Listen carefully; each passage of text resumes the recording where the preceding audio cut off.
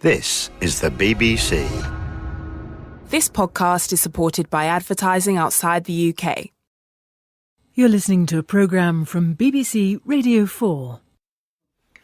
Good evening. It's no fun being a chicken either side of the Atlantic. Crammed by the million into giant sheds, a month of increasing tottery discomfort without a glimpse of daylight, and then the chop. In one of the more bizarre Brexit-related rows this week, the Americans were said to be more cruel than us because they spray the corpses with chlorine, though the chickens are surely well past caring. Evolution is cruel. We were not so much designed to eat meat, but designed by eating meat. So many more calories for far less effort than eating plants. It was what enabled us to grow big, energy-hungry brains, according to the scientific journal Nature. Vegetarians either don't agree or don't think it's relevant to 21st century moral dilemmas, especially the welfare of those animals we farm on an industrial scale. A vegan campaign group has just been given the go-ahead for an advertising campaign that says the dairy industry is inhumane. Daisy the cow stares out mournfully, while the unashamedly anthropomorphic text talks of mothers calling frantically, daughters trembling piteously, sons slaughtered for their flesh. There are 500,000 vegans in this country now who won't touch dairy products. The argument, emotional or rational, has traction. There are important unresolved moral issues here about the right relationship between humans, the world we live in, and the creatures we share it with, about how much our needs and pleasures should take priority over their welfare, whether they, in any sense, have rights, and where we draw the line between a moral duty not to be cruel and a compelling moral imperative to feed growing numbers of humans. That's our Moral Maze tonight. Our panel, Claire Fox from the Institute of Ideas, Anne McElvoy, Senior Editor on The Economist, the Chief Executive of the RSA, Matthew Taylor, and the priest and polemicist, Giles Fraser. Giles, you've eaten your way through a herd or two in your time. Time to repent? I'm an hypocrite and I'm an unrepentant sinner. I think our addiction to meat is clearly damaging the environment. I think industrial farming treats animals in unspeakable and disgusting ways, but I'm afraid I like a big juicy steak in the middle of my plate, and I don't see that stopping. Anne McElvoy. Well, I find that I eat less meat in proportion to the rest of diet, partly for health reasons, but I think also at the edge of my vision. It may be that little bit of us that has a bit of a moral qualm, even though we don't want to follow the full argument, that it may be just a better thing to reduce our meat consumption. But is that really a matter of animal rights, or is it just perhaps a sense of duty towards the planet, or just a preference? There's some of the things I'd like to probe tonight. Matthew. The themes emerging here. I'm increasingly uncomfortable about being a carnivore. I think the rise of veganism is a good thing, and I imagine that tonight's discussion may further challenge the gap that exists between my principles and my appetite. Claire Fox. Apart from being bemused by the kind of outbreak of chauvinist protectionism and a moral panic around American food standards, I actually think that chlorinated chicken or factory farm chicken being available to more and more people is a wonderful step forward for humanity, and we should stop worrying about that. I suppose as a humanist, I think animals are useless unless humans can make use of them.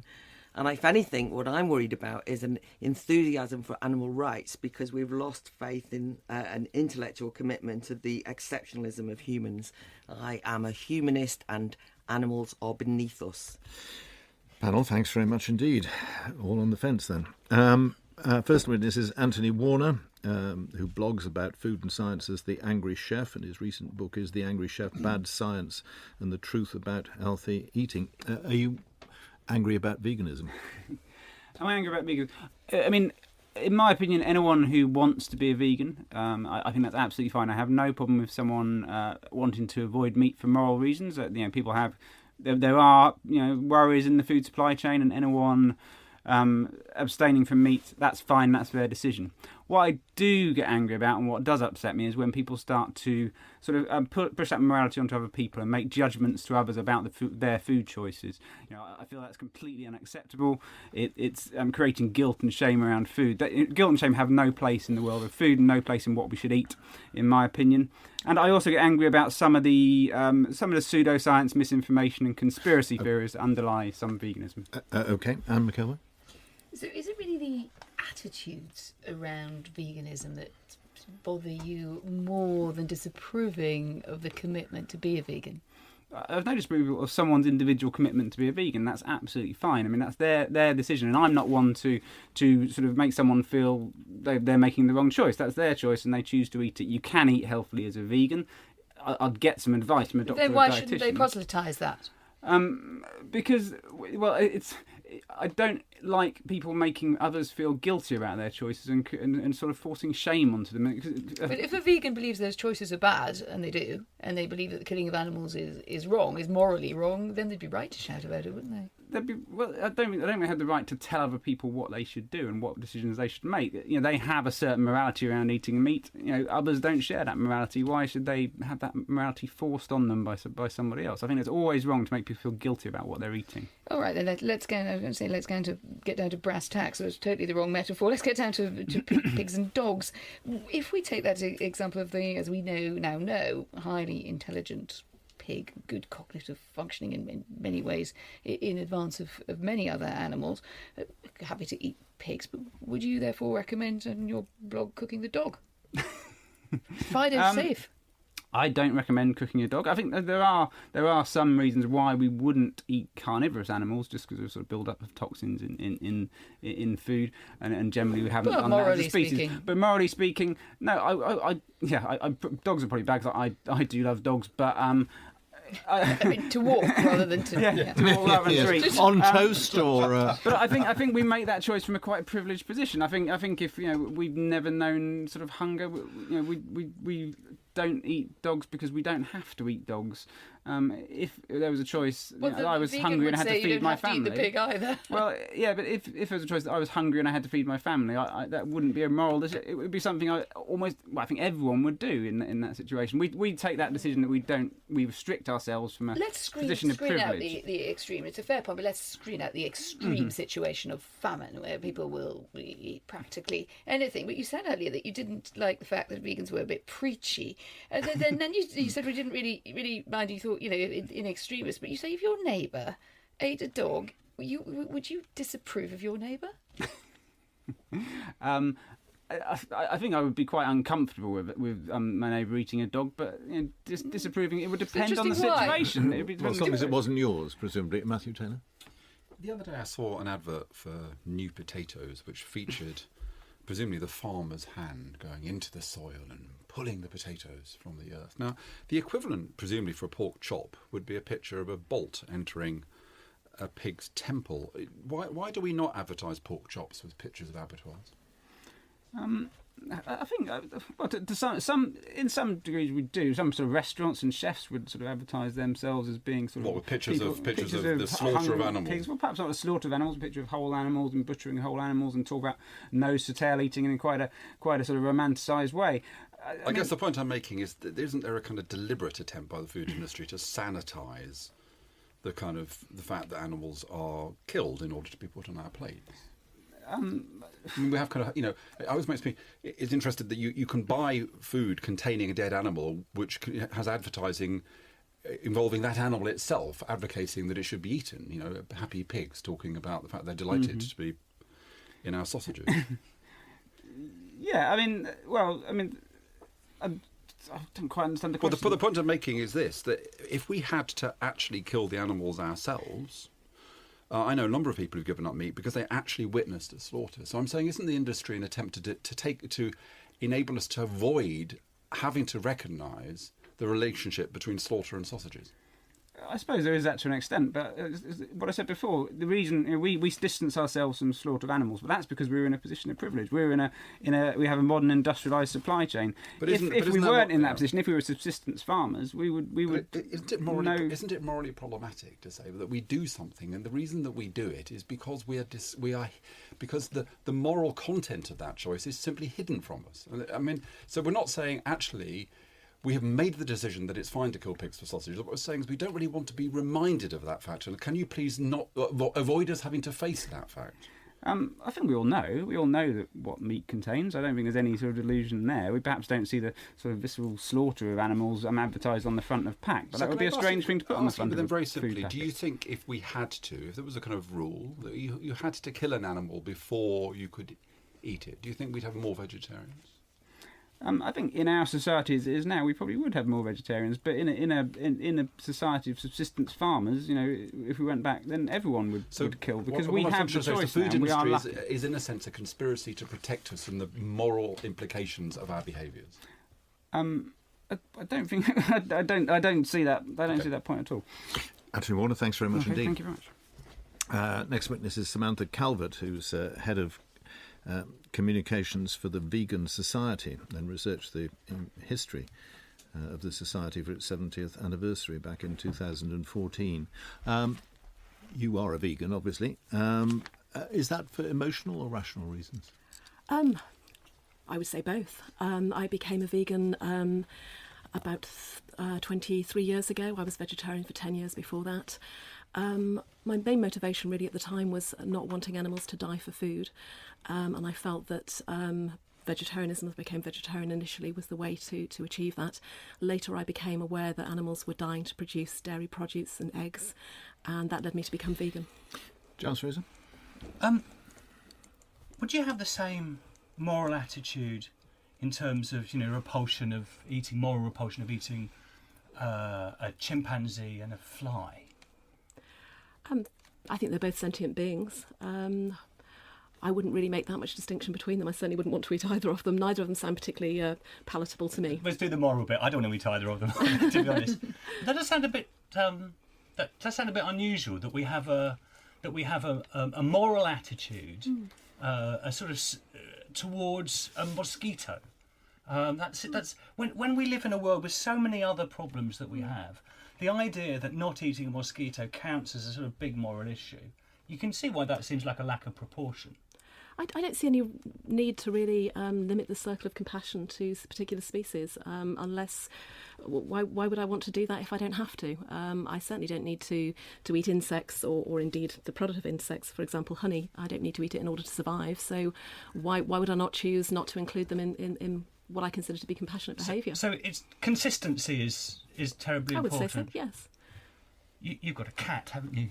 I have got a cat, yes. Called Reggie, I understand. That's right. Do you feed meat to your cat? My cat does eat meat, although I do have colleagues that have dogs, that rescue dogs, for example, that feed them on an entirely vegan diet. So is it okay to feed your cat meat?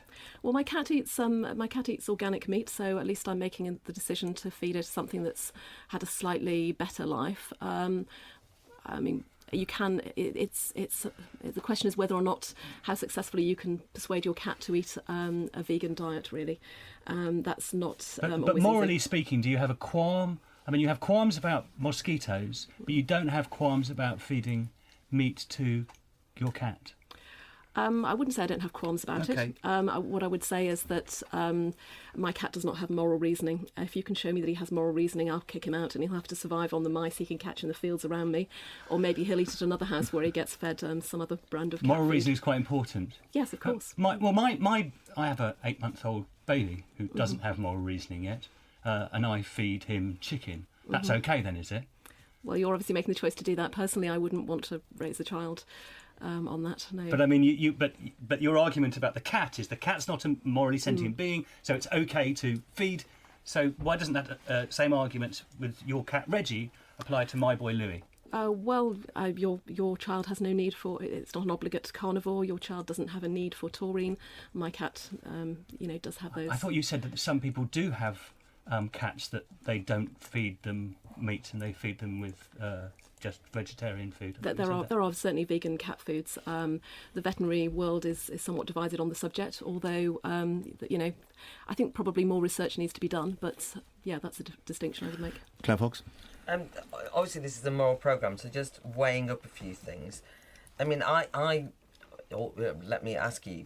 I would say that we should always put humans above animals when we're considering furthering medical research or feeding the world or any of these things.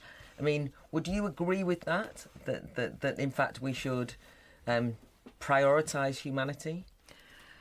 It's a very difficult question, really. Often in the decisions we make, we don't have to. For example, we would encourage humane research. No, I understand that you could say there's alternatives, but I'm saying if we're in a situation where you have to choose, we can do this experimentation, on animals and reach a solution that could cure something in humanity, would you be prepared to make a choice then? Personally, no, I wouldn't. My own view would be that I personally don't want to survive badly enough in order that something else is killed for me. And that's which is a decision I make with food. Absolutely, and that's part of moral reasoning, isn't it? Making decisions like that and judgments. I'd agree. So one of the problems I have is that when your cat eats the meat, or indeed eats animals, eats other animals, or in fact eats humans, not your cat, they aren't moral beings, are they? They can't make choices. They don't make choices. The animals. No, they don't have moral reasoning in the way that we do, which is, I think... All right, so they're not moral creatures. Well, I think they have. They certainly have. They have similar needs to us. They're sentient. But similar needs is, but we're not. But when the whole thing is that an animal cannot make a decision like you have to sacrifice those finer judgments that you've made. So an animal is a completely different species, incomparable with humans in the sense of what makes us special. In terms of moral reasoning, maybe, but that actually I would argue is the reason why we owe them protection. It's the reason why we should care for them and provide for them. And I agree. Wanton cruelty would say something terrible about humans. But on the other hand, we are at the centre of your moral universe as well. It's all about what we as humans decide we should feed our cats or what moral decisions we make. So in fact, you've actually put humans centre stage, even in your rejection of or in your celebration of animals as being equal to us. It's not, you're not really treating them equally is the point I'm making. You can't. I don't think it's necessarily about treating them equally. I think it's about according them interests and therefore rights. And I think because animals are, can be shown to be sentient beings, because they have familial relationships in the way that we do, that they can... But I suppose that's my point is that are we just sentient beings, or is the basis of this programme, of this discussion, of you being a vegan, based on something that is hugely more than just sentience, isn't it? It's working through all of those moral judgments that you have come to where you are today. That is, no other species can do that, does that. Well, we do have certain special qualities, yes, but I don't think that means that we have a right to say, therefore, we can use and abuse animals in any way we choose. Actually, because we're special, because we have moral reasoning, we have a duty of care and an obligation to other creatures. And we can make that decision. That's what vegans do every day. They decide not to prefer themselves over other animals. Samantha Calvert, thanks very much indeed. Our next witness is Dr. Bella Williams, who's head of engagement at the charity Understanding Animal Research, which defends the use of animals in scientific experiments, including vivisection. I suppose vivisection is the ultimate example of prioritising our interests over those of animals.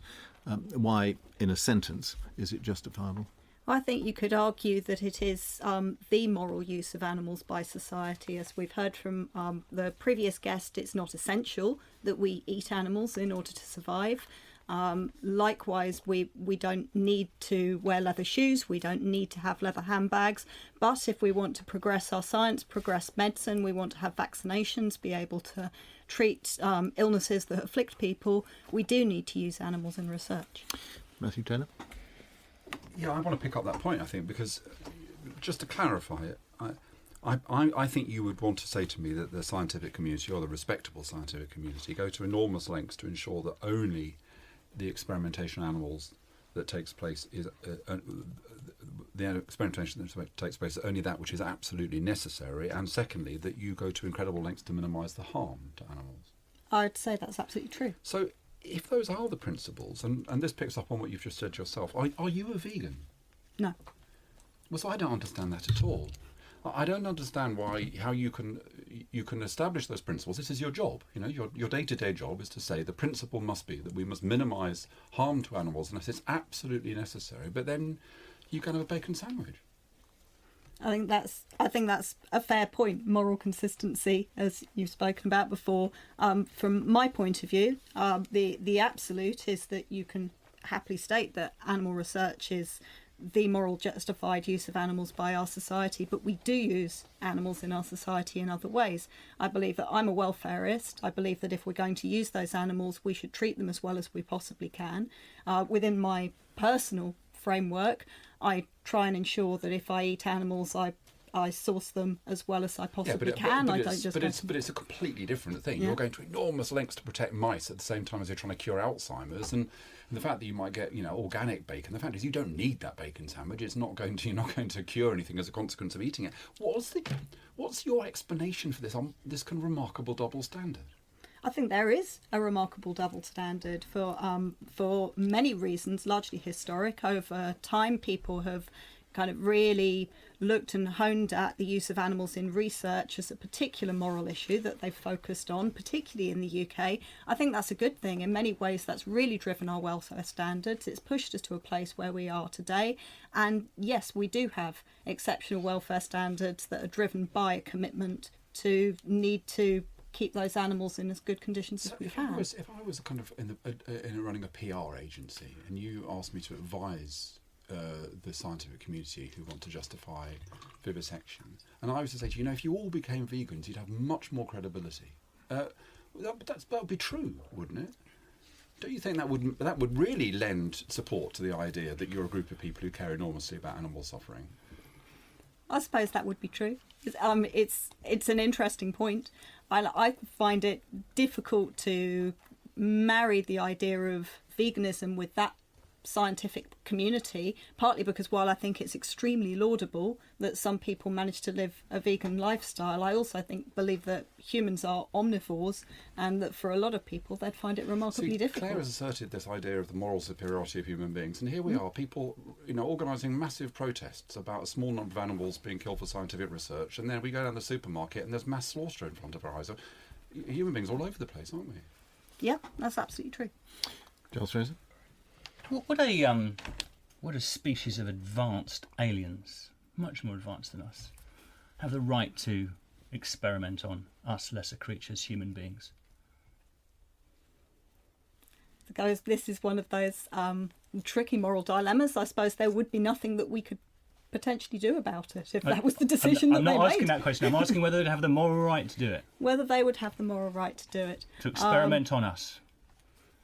I think you could say that arguably, if you logically follow through, the reason that humans experiment on animals is because we're more advanced and because we need that research critically, then yes. So they would be morally justified. That's a big wow. I mean, in terms of what you've just said, I think. I mean, I think a lot of people out there jaws will be hitting the floor. The idea that you've morally justified the idea that human beings are trapped in labs having things dripped in their eyes. Well, I don't think that's the case. I mean, they might morally justify it, but from our point of view of protecting our species and keeping our species going, we'd then be obliged to fight against that. So from the animals' point of view, likewise from the animals' point of view, I guess you could say that this whole thing seems pretty unfair, but it's humans that have got the power. So we can drip whatever we like into their eyes, and it's just might is right. Unless those animals were happy to live within their self-contained environment and they lived in an environment where they were reasonably content, and we kept their lives as fulfilled as we can. Okay, let's take it back to sensible. What's the morally relevant difference between human animals like us and adult mammals? What's the morally relevant difference between the two in terms of experimenting on them? Well, I think you can see a morally relevant difference in the fact that we're sitting here having this discussion and this conversation. Humans are here. We've built a society. We look after essentially our species first. There are strong moral arguments. So our sentience is crucial. Our sentience, our knowledge, our development. If you're looking at what is the difference essentially between humans and animals, our capacity to create a society. So would you feel comfortable experimenting upon human animals that have a diminished capacity in one way, somebody with in a vegetative state, or someone with Alzheimer's, for instance? Absolutely not. We would find it abhorrent. But if there was absolutely no other way, I can understand where you're going with this, that the logical conclusion of the idea that we experiment on animals because there's no other way is to follow that argument. I'm ever so glad you accepted all these conclusions and so forth. I just don't think you agree with your own position. I mean, I think you've just actually. I mean, it's very honest and noble of you to come clean like you do. But I think you're basically saying, yeah, there's no morality in it at all. I don't think I am at all. I believe absolutely that what we do day to day, practically, the way that we treat our animals in research is moral, it's correct, and it's justified by the fact that that it would be immoral not to help, not to support all the people around the world who desperately need the medicines and the treatments for diseases. Dr. Bella Williams, thanks very much indeed. Our next witness is Mark Rowlands, who's Professor of Philosophy at the University of Miami and author of Animal Rights, All That Matters, on the line from Miami in Florida now. Professor Rowlands, they have no obligations, no responsibilities. How can they have rights? Well, the idea that you can't have rights without responsibilities is a very strange one, because you just got to think of the classes of human beings, young children, babies, people with moderate to severe brain damage and so on, who also have no responsibilities. But if you wanted to infer from that they have no rights, I think that would be a very strange inference. Fair enough. Claire Fox? Animals as a species, though, are not capable of taking responsibility for their own actions. So the sense in which they're kind of and you think moral humans beings, are? Yes. Sorry, go on. I do, actually. I don't find that a laughing matter. That's maybe the distinction between us. I think humans are capable of taking moral decisions and animals are not. And what do you say about all those humans who are not capable of that, the sort of aforementioned classes of humans? I was you talking... Say they have no moral rights because they're not able to do that? As a species, animals will never be able to develop those. As a species, humanity can. Bringing in species is a sort of a spurious move. It doesn't matter what species you buy. It doesn't matter what group. Claire, let him answer, please. Okay. Sorry. It doesn't matter what group you belong to. I mean, why focus on species? You might say, well, okay, this group of human beings can't do that. Therefore, we shouldn't give them moral responsibilities. I think bringing species is a very strange move. But the distinction is that I see the whole of humanity as equally to be treated as humans, and they are superior to animals who are an inferior species who are not capable of moral decision making. Why do you say they are inferior? So, say on for example, on the basis of what yes, standard? I know, but as I meant to ask the question, so we'll just turn it round. If it's, say for example, a chimp throws a rock at a window, they can't be held responsible. Or if a tiger eats a child, I can't take them to court. They can't be held responsible, can they?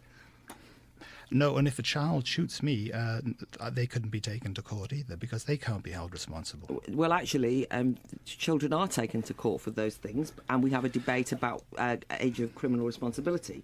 But cats will never, no matter how old they are, and shoot someone. No matter how old the tiger is, you can never hold any animal responsible for their actions, can you? But it doesn't matter. Let him answer, please, Claire. There are large swathes of humanity who are in a similar position. We're not able to hold them responsible for what they do. I mean, that's just clear. Do we want to say, therefore, they have no moral status, no moral standing, no moral rights? That seems a sort of psychopathic kind of inference to draw. But I think what I find disturbing is that you can't distinguish between, say, for example, somebody with a mental incapacity, a human being, my mother with dementia, because she has limited capacity. You can't see a moral distinction between her and a chimp that throws a brick. That's what I'm saying. I think she's more than an animal. I'm open to there being moral distinction, but I've not yet heard what it is. Anne McElvoy.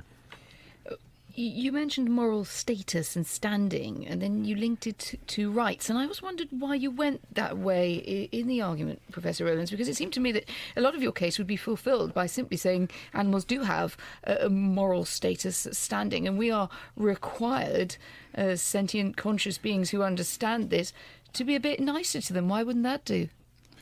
No, I think that's absolutely right. I think everything you say using the language of rights, you can also say without using the language of rights.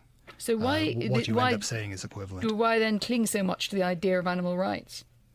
Oh, I don't cling so much to that. Who are you thinking of? Who's doing the clinging? I don't the really crusade cling is to the often idea of yeah, animal it's rights. often about animal Sorry to rights. interrupt. You are the author of a book, the title of which is Animal Rights, All That Matters. Yes, no, good point. Yeah, no, it is a sort of it's a useful kind of framework to hang various ideas on. I don't think it's an essential sort of concept. But I'm I not think for hanging a man for his book titles. I wrote a book once called The Saddled Cow, so what are you going to do about that?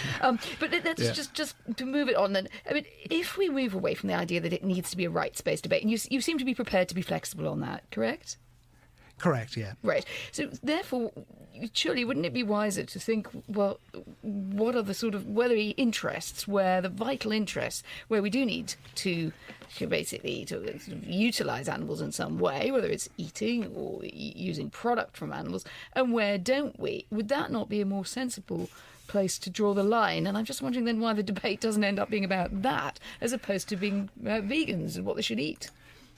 Yeah, well, here's one way of developing the idea of the moral standing of animals. I mean, we commonly distinguish between vital interests and non-vital interests. Vital interests are things you need in order to have a remotely decent life, and non-vital interests are things like money and Ferraris that you don't need to have a decent life. But is the distinction that simple, given that many products that come from animals are beneficial both for nutrition and the way that we have evolved, can't do an awful lot about that, or because they are, if you are going to eat animals, or at least some animals, then you might as well use their other parts.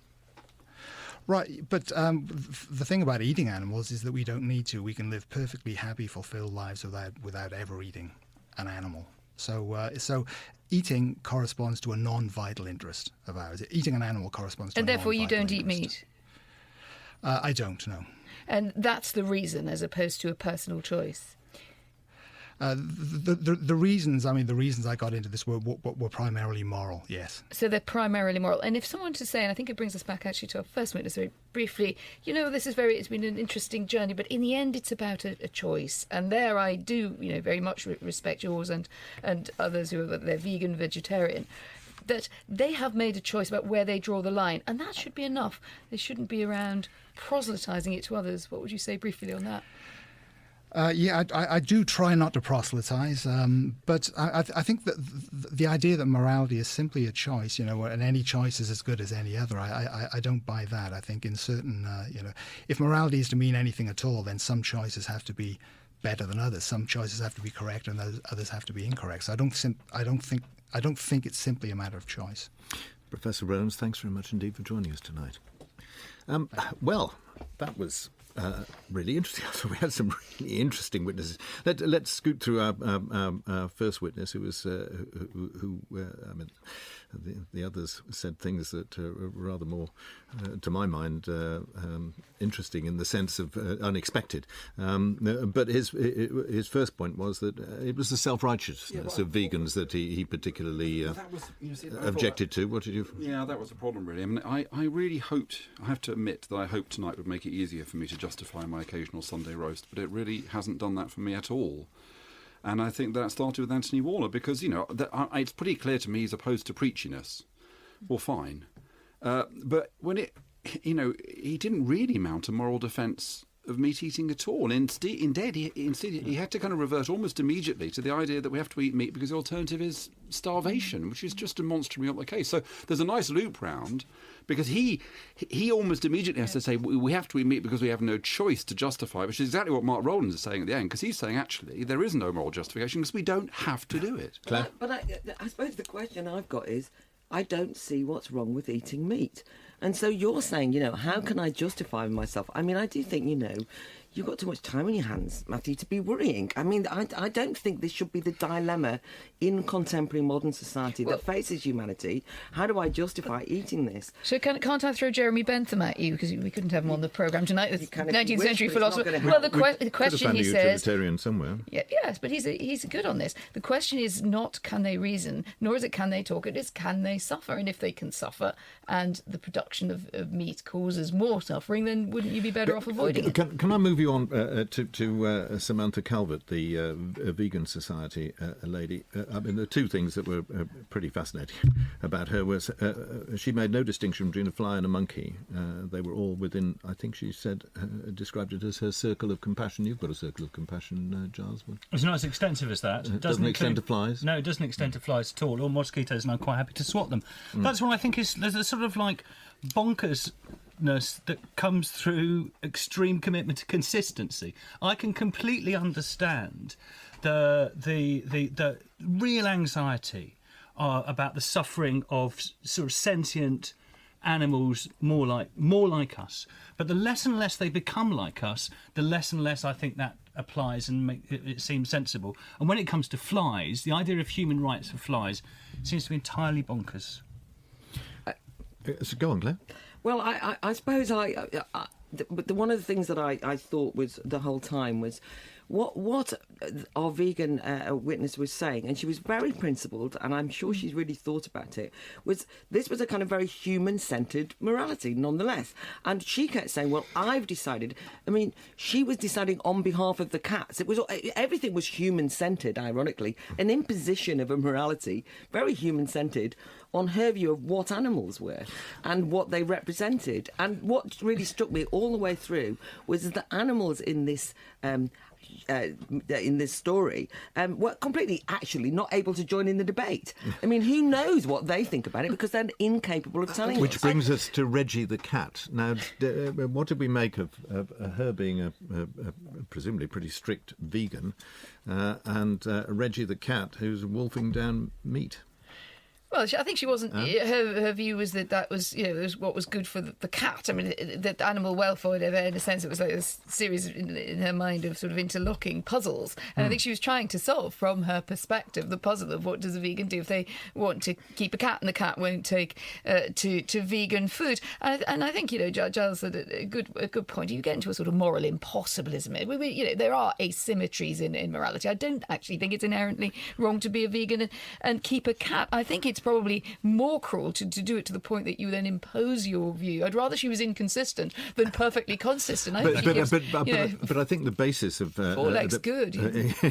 The underlying thought there was that perhaps humans weren't quite so exceptional as other people tend to think they are. Giles, don't you think it's a gradation of sentience? You didn't think was quite so steep. But I think this was the argument that Claire was making, and I don't, I accept the moral exceptionalism of human beings, but that doesn't, to me, have any carryover to whether or not we should be seeking to avoid animal suffering. And I thought that was the debate we got into with Mark Rowland, was the assumption that if something isn't capable of moral reasoning, we can do what we like to it, seems to me to be an odd argument. But I think that's one of the things that one would want to distinguish, is wanton cruelty. If I saw a child kicking a cat or somebody nailing something into the head of a dog, right, I would be appalled.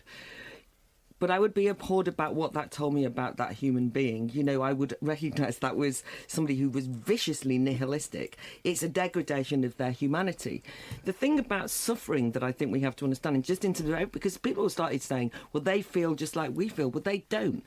Physical pain, if what holds us together morally is that we can feel physical pain, then actually that reduces humanity. Actually, suffering for humans, pain for humans, is much more existential, much more deep than the physicality of it. And I think it reduces us to lumps of meat, feelings in nerve ends, rather than. But there is a form of denial. There's a form of denial. I think there's something you're not being. It feels like there's something not being honest about, Claire, and that is that if you think there's something wrong with the child kicking the cat or kicking the dog, that's because, and you think it's wrong about the child, that's because something harm happens to the dog animal, or the cat, and that's what you have to acknowledge. It's not what I said. Can I move you on to our third witness, because I thought she was absolutely splendid in her ability to take on the inconsistencies in her own argument head on and admit them.